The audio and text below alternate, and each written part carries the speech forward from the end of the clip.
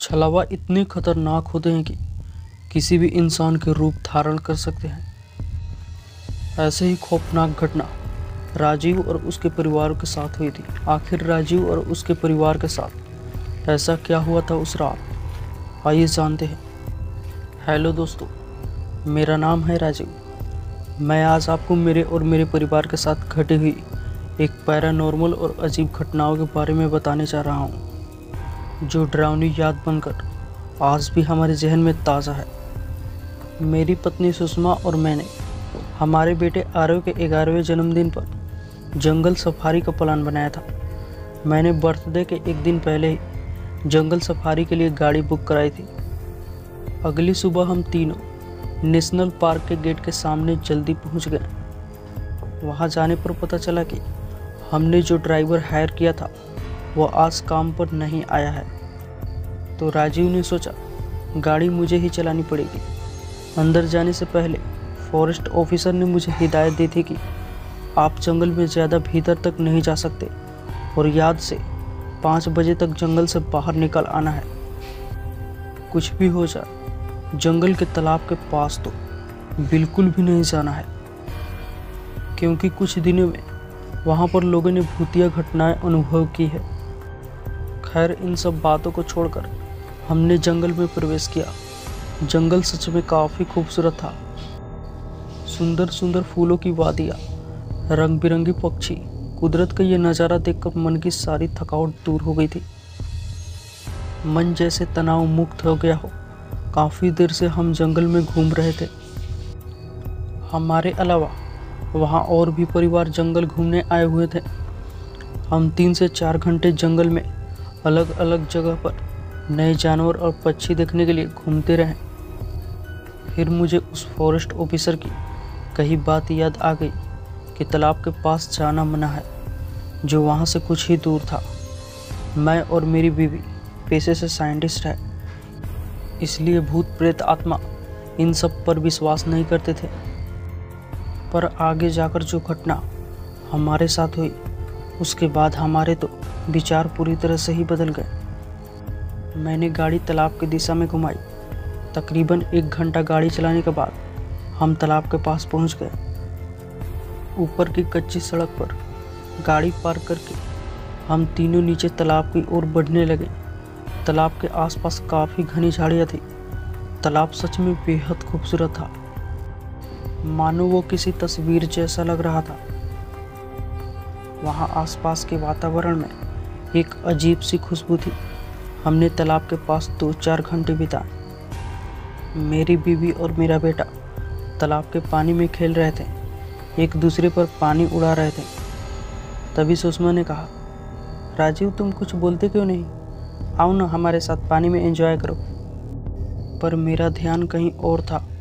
मैं एक बात का निरीक्षण कर रहा था। हम लोग इतनी देर से वहाँ पर थे, पर अभी तक एक भी जिंदा मछली उस तालाब के किनारे के आसपास नहीं दिखी थी, और ना ही कोई पक्षी उस तालाब का पानी पीने आया था। फिर मैंने इन सब बातों को नज़रअंदाज किया और मैं भी पानी में अपने परिवार के साथ खेलने लगा। पानी में खेलते खेलते किनारे से स्विमिंग करते हुए मैं थोड़ा गहरे पानी में चला गया। वहाँ पानी के अंदर मुझे जो कुछ दिखाई दिया, उसके बारे में मैंने सुषमा और आरव को कुछ भी नहीं बताया। मैंने देखा पानी के अंदर हम तीनों की हमशक्ल जैसी 3 लाशें थी। उनके आंखें भी खुली हुई थी, मानो किसी भयानक चीज़ को देखकर डर के कारण उनकी मौत हुई थी।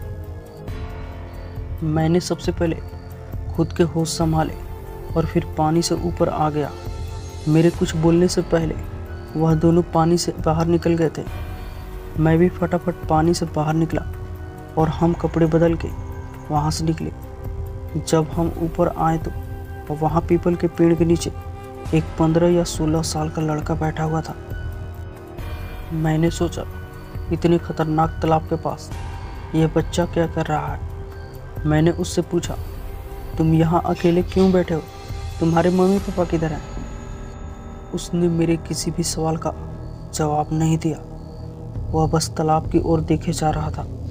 फिर जब मैंने उसके कंधे पर हाथ रखा तो मुझे झटका लगा, क्योंकि वह लड़का बर्फ जैसा ठंडा था, जैसे कि कोई मुर्दा घर में रखी हुई लाश।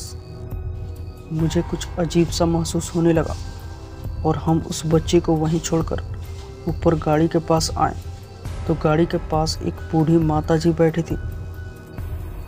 उसने मेरी पत्नी से कहा, बेटी तुम्हारे पास कुछ खाने के लिए है क्या?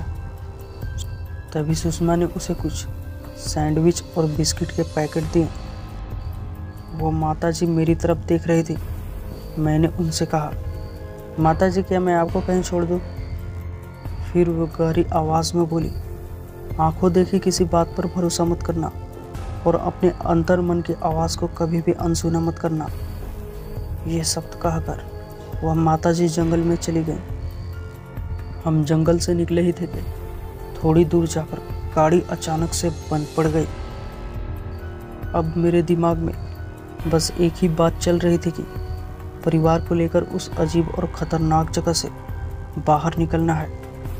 फिर मैंने गाड़ी को चेक किया तो उसमें का पानी ख़त्म हो गया था और अजीब बात यह थी कि गाड़ी इतने घंटे बंद रहने के बावजूद भी कुछ ज़्यादा ही गर्म थी। अब हमारे पास पानी भी ख़त्म हो गया था और मोबाइल में रेंज भी नहीं थी। मैंने दोनों को कहा, तुम गाड़ी में ही रुको, मैं बस 10 मिनट में पानी लेकर आता हूँ। मैंने टाइम वेस्ट नहीं किया और पानी की खाली गैलन लेके तालाब की ओर निकला। जब मैं तालाब की ओर जा रहा था तब मुझे वहाँ का टेम्परेचर अचानक से ठंड महसूस होने लगी थी। फिर तालाब के पास पहुंचकर मैंने देखा कि वो बच्चा अभी भी उसी जगह पर बैठा है। फिर मैं नीचे उतर रहा था, तभी मेरी नज़र झाड़ियों के पीछे से तालाब पर पड़ी और मैंने जो नज़ारा देखा उसे देखते ही मेरे खुद के हाथ पैर ठंडे पड़ गए।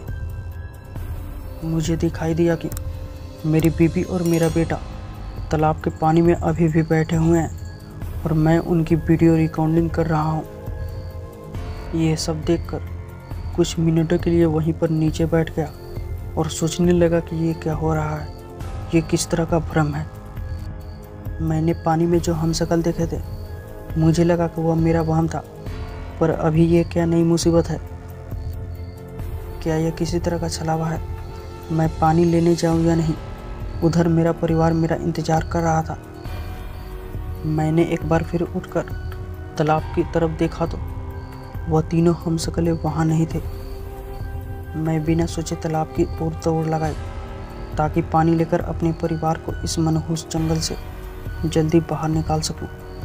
मैं गैलन में पानी भरा और ऊपर आया तो मेरी नज़र फिर से उस बच्चे पर पड़ी जो अब भी मेरी तरफ देख रहा था। उस लड़के ने मुझसे कहा, तालाब के पानी को यहाँ से मत ले जाना। मैं उसकी ओर देखते हुए रुका और देखते ही देखते वह लड़का कुछ ही पलों में सुनहरी राख बनकर उड़ गया। यह सब नज़ारा देखकर मैं बहुत काफ़ी डर गया था। अब मैं वहाँ से तेज़ी से गाड़ी की तरफ भागा। फिर अचानक मेरी बीवी और बेटा मेरे सामने आकर खड़े हो गए। मैंने चिल्लाकर कहा, तुम दोनों को मैंने गाड़ी में रहने के लिए कहा था ना, तो तुम यहाँ क्यों आए? तभी सुषमा ने जवाब दिया कि हम तुम्हें लेने आए हैं। उस वक्त मेरा मन मुझे कहने लगा कि वह आवाज़ मेरी सुषमा की नहीं थी। अब हम दोनों बात कर रहे थे, तभी अचानक वह माताजी वहाँ पर आ गई। उन्हें देखकर मैं शांत हो गया। पता नहीं उस माताजी में कौन सा जादू था। उन्होंने मेरे सिर पर हाथ रखा और तकरीबन 30 मिनट के लिए मैं सुन्न हो गया था। पर वापस होश आया तो तब मेरे सामने वह बूढ़ी माताजी खड़ी थी और मैंने खुद को तालाब के पानी में पाया और वह दोनों हमशक्ल गायब थे। वह माताजी मुझे इशारा करते हुए और कुछ शब्द बोली और शब्द ये था कि कंधे पर मारो और परिवार को बचाओ। मैं इशारा समझ गया और मैं बिजली की गति से दौड़ा और जब मैं कार के नज़दीक पहुंचा तो देखा कि मेरा हमशक्ल मेरे परिवार से बात कर रहा था। सुषमा और आरव जैसे सम्मोहित अवस्था में उसकी बातें ध्यान से सुन रहे थे, पर उनको कुछ नुकसान होने से पहले मैंने पीछे जाकर उसके कंधे पर जोर से मारा। वो हमशक्ल मेरी तरफ पलटा, फिर कुछ ही पलों में सुनहरी राख बनकर हवा में उड़ गया।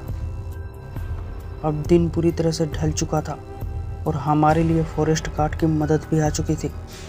फिर हम उस रहस्यमयी तालाब के जंगल से कभी ना भूलने वाली यादों को लेकर घर वापस लौट गए। दोस्तों, आपको क्या लगता है, क्या छलावा सच में होते हैं? हमें कमेंट बॉक्स में अपने अनुभव ज़रूर शेयर करें और ऐसी और भी वीडियो के लिए चैनल को सब्सक्राइब करना ना भूलें। Thanks for watching.